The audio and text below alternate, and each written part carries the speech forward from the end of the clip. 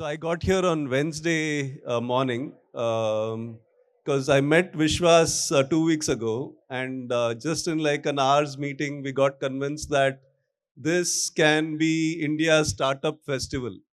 Primarily because I know the beach, I know the sea that Tanir Bavi is. I went to college in Suratkal, just up the road, so we know the beach. We grew up in the beach, right? So I said yes, we're going to come and be part of this event. And I got here on Wednesday because I thought I'll run the triathlon, and I'd never swum in the sea before. So I went twice, swum in the sea, and I was confident about it, but I couldn't make the triathlon. That's a long story. So first and foremost, I think to the organizers, Vishwas and Aditya, Karthik, and I've met so many of the Arjun, Abhishek, Saujanya, Preksha. They put in a lot of effort to make this event, and I feel it can become the largest startup festival in India because of this beach and this environment that we've created. And so many young entrepreneurs in Mangalore. I'm from Udupi and I'm from the region as well. So the topic I've picked for today, I mean, and I don't know whether it's going to be boring or whatever. It's called. We all know about the Zero to One book and made famous by Peter Thiel. It's a book that encourages everybody to think to go on to this journey of zero to one. Make something of yourself. Make a startup and build something, right? And I've done that in the past. It's a great journey, and I think given that I've gone through this journey with many roller coaster rides, I can be of help with anybody that wants to go on the zero to one journey. I've already been on such journeys with many other young entrepreneurs. I love that journey because it's a roller coaster. It's amazing to be on that roller coaster the first time and learn life as an entrepreneur, right? Since the first time I sold my company, I've been on a opposite end journey, the 1 to 0 journey. Essentially, it's been a little bit of a spiritual awakening about what's the point of all this money and technology and progress and everything if our day-to-day life, the food we eat, our lifestyle, our minds being. I mean, if it's not peaceful, what's the point of all this? What is the point of all this technology and money if we are not taking care of our living, right? I mean, our core thing. This whole concept of a people's economy came up. I mean, it is an economy where all of us organize ourselves, and it is an economy of love and trust versus today's economy, which is primarily. I come from the banking industry, and I feel since 2008, especially, and before that as well, the banking industry and the consumer financing kind of an industry has been based primarily on fear and greed. It is about creating a race to nothing constantly. I mean, it's a it's a feeling that I've developed over this entire cycle of the last 25 years of liberalization and global expansion. We feel, I feel that we are moving away from our roots, and that I think this is the time.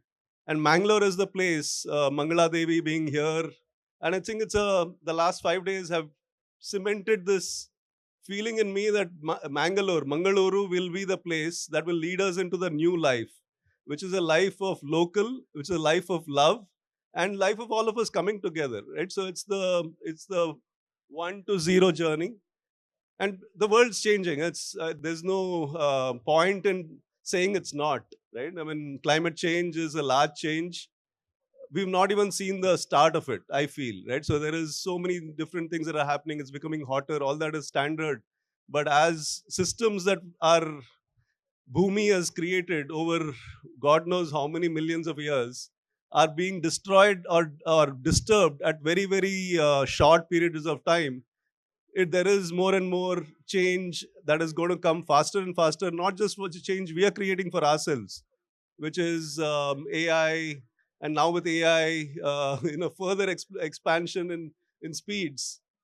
I feel and I felt, and I've got a full system I follow around the 1 to 0 journey, and it's not ever formed.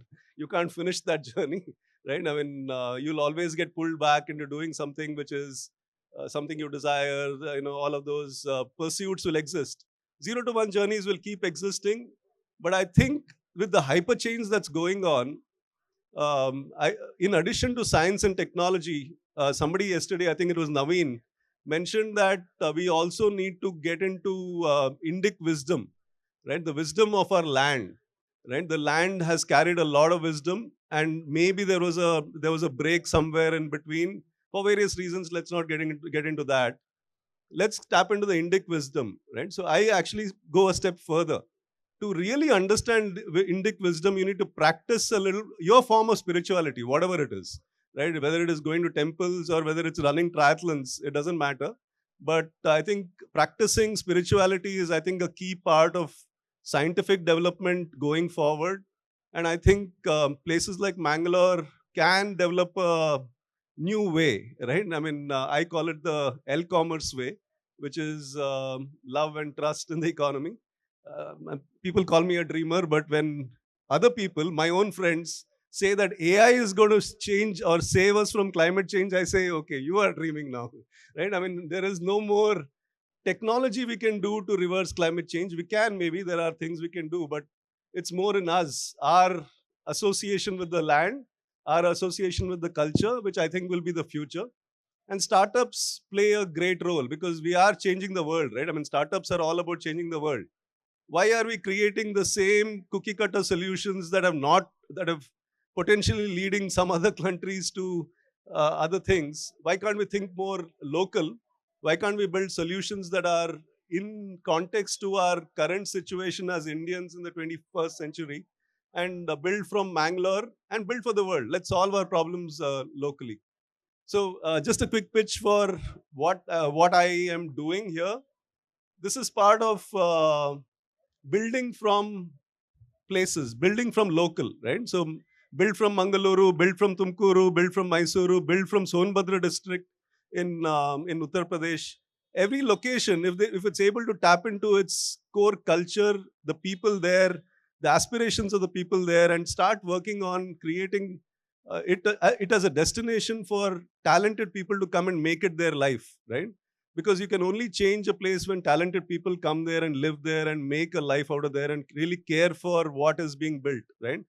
So if we have to do that, we need to focus on lifestyle, right? I mean, you can't say I'll build a tech park for you and therefore come and recruit people. You have to ask the founders to come and live here, and each of these places need to be highlighted as places for people to come and live a better life than maybe the traffic in Bangalore and other things that is there, but also have good education, good social connections, pursuits of good things that you can do together in community, all of that. E-Samudai is essentially the network of people across India that want to localize, that want to create local communities and local value. Let's face it, all wealth is becoming digital, right? All more and more of the wealth.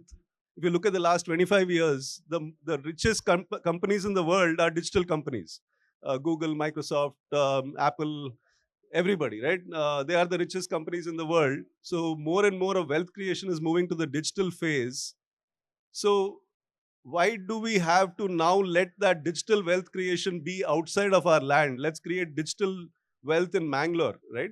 Mangalore coins, right? I mean, this is the time we can actually do currencies. We can create wealth that is rooted in Mangalore and stands for something that Mangalore really cares for. And that's part of the whole e-Samudai program. We are a decentralization network. You might have heard of blockchain, which came about 15 years ago, and I've been a follower of that technology as well. But my problem with blockchain has been that you are very, very anti-establishment. Every one of them wants to change the world, but they don't want to be in the world while changing the world. They're staying outside somewhere and they're changing the world. God knows for what, most probably for money laundering and other things that is happening there. And I've met many of them and I had these arguments with them saying, you have to be within the system to change the system. You have to be in here. And which is where e-Samudai went away from blockchain into what is known as nested networks. So block is very square, nest is very circular. It is something that holds, it's a circle that of trust. Chain is very unipolar. It drags you in a direction and maybe even binds you. Network is something that can expand with your thought, right? So the next version of blockchain, in my opinion, is Nest Networks. It's built already. My company has built it. It's already implemented on e-Samudaya is built on a Nest network technology. There are other networks that we have built. Each one of them will have some purpose, some values, and each location will have its own nest, which will stand for the values of the community here in Mangalore and Udupi and other places. It can be a combination of commerce, finance, money creation, the rules for money creation, and media all together and managed locally, and being as vibrant as we can make it. Right now, and it is very hard to construct nests because you know your nest. I don't know, and I don't want to know also because right. So what we are doing is we've created 3 nests right now. One nest is a district level nest, which is bringing together people like us who believe in the district, which believe in the location. The other is a artisanal nest, where we are coming and talking about the arts and crafts and cultures and celebrations of India. That is called Tyohar Forever, which is a celebration commerce network. And the last one, which answers your question, is called Change Pay. Change Pay is a nest per campus, which has got both the administrators like you as well as the students. And the students are the ones that are running the nest under your guidance. We are already live in 5 campuses, including my campus, Suratkal, which incubated the idea in 2017. And in MIT campus in Manipal, Presidency in Bangalore. So this is like, think of it as a digital nest for the students, run by the students and managed by the authorities. A lot of things are possible, peer-to-peer, innovations, connections with alumni, internships, a lot of things are possible. And we've left it open source. People can innovate along with their professors and others, right? We've done a collaboration with the fishermen. So my classmate in school in Udupi is a guy called Shammi Malpe. His family used to run the port of Malpe, as they've been the traders in the port of Malpe for a long time. So a few months ago, he came to Bangalore and we were meeting in our favorite place and we were discussing. And they were talking about Captain Fresh, which is a company which is worth about $500 million, and so they were talking about it. They were ನಮ್ಮಿಂದಾನೇ ಮೀನ್ ತಗೋತಾ ಇದ್ದಾರೆ, ಅವರಿಗೆ 500 million ಆದ್ರೂ ಮೀನ್ ನಮ್ಮಿಂದಾನೇ ಬರ್ತಾ ಇದೆ, ಅದು ಹೇಗಾಯ್ತು ಅಂತ ಕೇಳಿದ್ರು. So I said, boss, ade, I mean, that is what it is. The value is not in the fish, it's in the brand, it's in the technology that is powering the brand, right? That is how that is how value is going. Based on that meeting in the bar, they have gone and created a private limited company in Malpe called Malpe Meen, sorry, right? They've created a brand called Malpe Meen. They are now taking a store and putting the brand Malpe Meen, right? It's all physical. They've got trucks already running between Bangalore and Malpe. They will start supplying fish to the restaurants there. The app is coming up. App is a small part of it, but there's a store, there are trucks, there are fishermen, there are boats. All of that is connected in a cooperative fashion. I did not do anything, right? Yes. So they are doing it by themselves because they saw the value in doing it, right? And they're putting their own money to do it. And they're doing, oh, last thing, ISRO heard about it and ISRO came and did a session. After 23 years, for the first time, ISRO came to Malpe. We just facilitated it. I mean, there's so much good in the world, it will happen like that. We just need to wish it, that's all. No, so which is where my work is important. We'll see. So if my work is not successful, then private players will overtake ONDC. And like in UPI, there's only Google and PhonePe and now Paytm. Also, ONDC will also be like that. My vision is there should be thousands and thousands of companies working on ONDC, and they should all be local companies, and they should not be technology founder-led companies. They should be real economy companies. We should not transfer power from local to technology companies, which is what we're doing right now. It should be local companies that are technology enabled. They are controlling the technology, right? So that is the idea. But I'll come to what ONDC is. So we have banks, right? So we have banks and we have Reserve Bank of India. You have your account with one bank and there's another bank you want to transfer money to. We created a protocol called UPI, which existed already. We had a payment system which was well oiled. We had a IMPS system, RTGS system, all of that. On top of that, UPI came, right? Now think about, instead of banks, think about any seller in the world, right? Anybody who's a seller. And on the other side, there is a buyer, right? So there is somebody who's a buyer.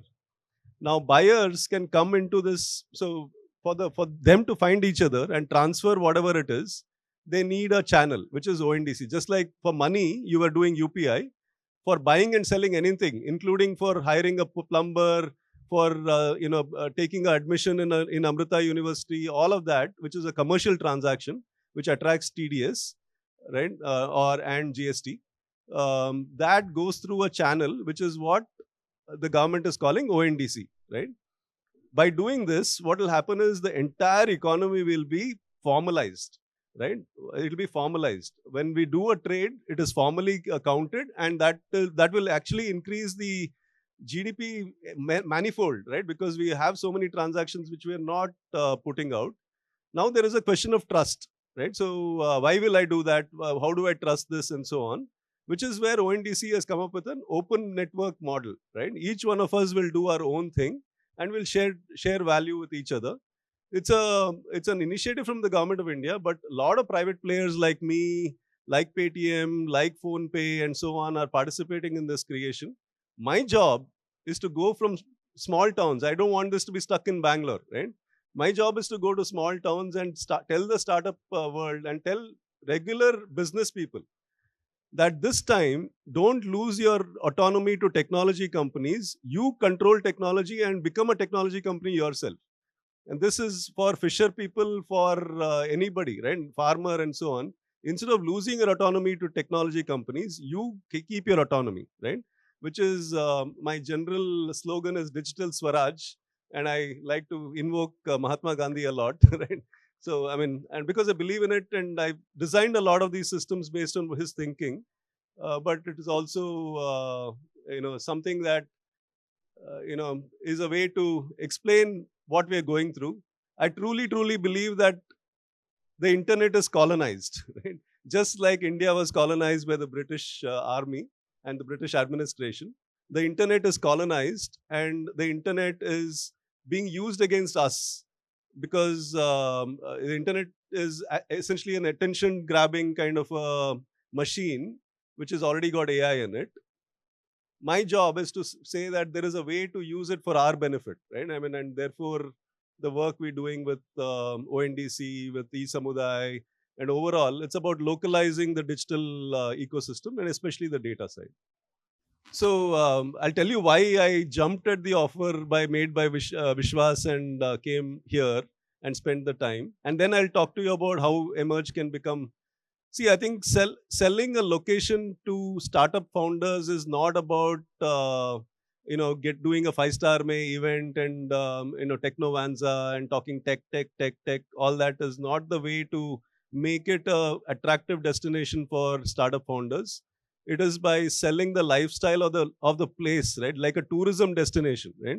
So, and I was looking for some sort of a collaboration. If I couldn't find the collaboration, I was going to try to do it myself, right? And then when Tapasya and Emerge came together, right? I mean, Tapasya is a lifestyle event. It is highlighting active lifestyle, active, there's swimming, there's, the marathon, the cycling, there's a food fest, there's cultural events, there's, sports events, and there is a startup event connected to it in some way. I definitely thought this is a winning formula, right? This is the winning formula because that is what we need to get people to come and start the conversations. Now, this is the first attempt at this. So the Emerge part and the name also, I think, is brilliant. The way we are coming out of a old way of thinking into a new way of thinking, right? So going forward, I feel we have to operate like a network. We can't try to do everything ourselves. So how do we now start to create networks of Emerge events across India and different district headquarter cities? How do we keep improving the format to make it more youth centric and more lifestyle centric, right? And local culture and all of that. So these, I think, we will evolve over time. So I think it can become a network of events, all talking about how a startup economy can be localized, right? So that, I think, is we should not try to do anything because we are trying to compete with somebody or replace somebody and so on. because the e-commerce players are doing a great job at getting things to your doorstep in less time, and doing it really well, right? So I think with the ONDC, what we are trying to do, or forget ONDC, I think the broader decentralization movement. Decentralization meaning there can be differentiated offerings in every location for every individual, down to the individual. For that to happen, first we need to create the infra, right? So obviously, everything I say is based on how things will go from here, participation and so on. So first, the infrastructure needs to be created, and that's not just software. That is people networks, understanding, common culture, common ways of creating trust, and so on, governance, and so on. That work has been going on with me for 4 years now, and with ONDC, I've joined ONDC. It's been 2 years with ONDC, and I feel we are more or less there, and it's a good balance. ONDC is a very centralized bureaucratic organization. My network is a completely desi, down to earth sort of a thing. So, and it's coming together now. It's about adoption. Infrastructure creation is there, adoption by people who are willing to build using this technology and using these concepts. If that goes through, fine. You can think about a society completely trust based, and multiple experiences that you could get. Think about you wanting to learn. There's a group of people that are committed to making you learn. You want to get fit. There's a group of people that are committed to getting you fit, and there's a group for everything, right? I mean, and this is like real. Let's say important people in your life, the way you're dealing with them. So yeah, it's a more organized, more let's say people centric kind of life, where you can focus on things that are most valuable to you, right? So the people's economy, I call it. I mean, and you can't really imagine it fully, right? It needs to happen. I think I'll stop if that's okay. Thank you. To stay informed about the startup ecosystem, subscribe to My Startup TV.